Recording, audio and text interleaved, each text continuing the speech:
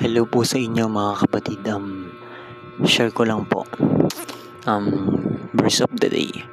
Pananghoy 3 talata 22 hanggang 40. Sige, basahin ko na.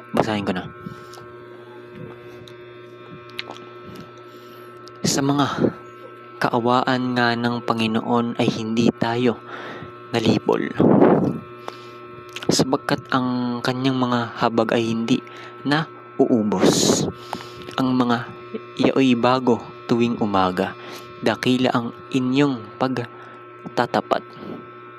Ang Panginoon ay aking bahagi, sabi ng aking kaluluwa, kaya't ako'y aasa sa Kanya.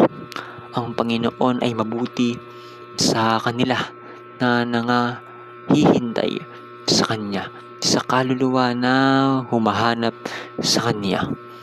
Mabuti nga na ang tao ay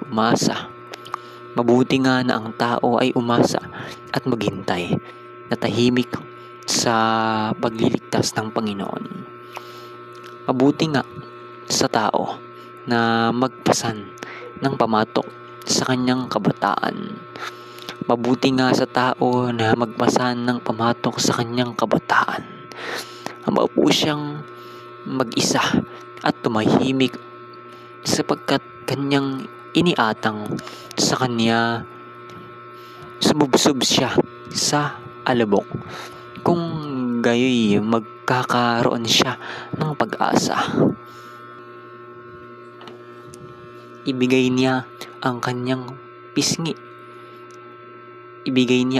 ipisngi sa sumasakit sa kanya. Mapuspos siya ng kadustaan,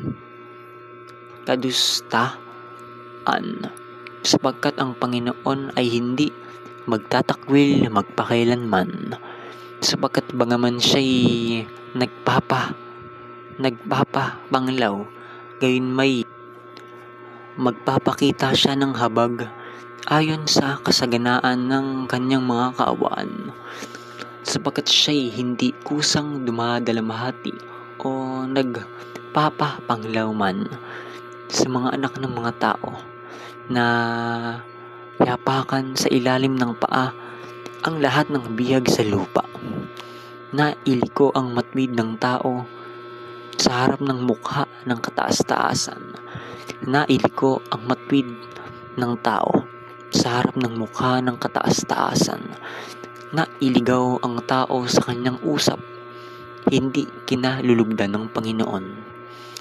Sino siya na nagsasabi at nangyayari kung hindi iniuutos ng Panginoon?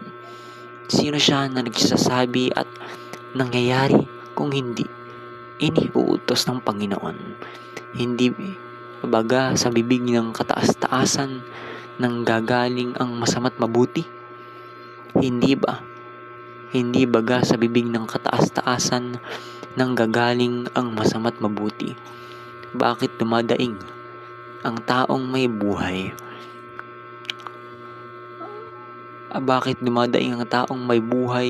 Ang tao dahil sa parusa sa kanyang mga kasalanan? Ating usisain at suriin ang ating mga lakad at manumbalik sa Panginoon. Ayun lang po, maraming salamat po sa inyo mga kapatid. Sana naunawaan ninyo, no? Thank you. God bless po. Maraming salamat po sa inyo. Mas maganda po na basahin nyo yung Bible nyo, yung Biblia. Basahin nyo po yun at makikilala nyo si Lord ng libusan. Mas mahalaga na mas maganda na basahin nyo yung Bible nyo mga kapatid, no? Mahalaga ang pagbabasa ng Bible. Ano pala to? Version ng Bible ay yung ang Biblia. Binasa kong version yung ang Biblia. Yan. Ang Biblia. Yan. Okay na. Maraming salamat po sa inyo, no? Like, follow, and share. Ayun lang po. Bye-bye.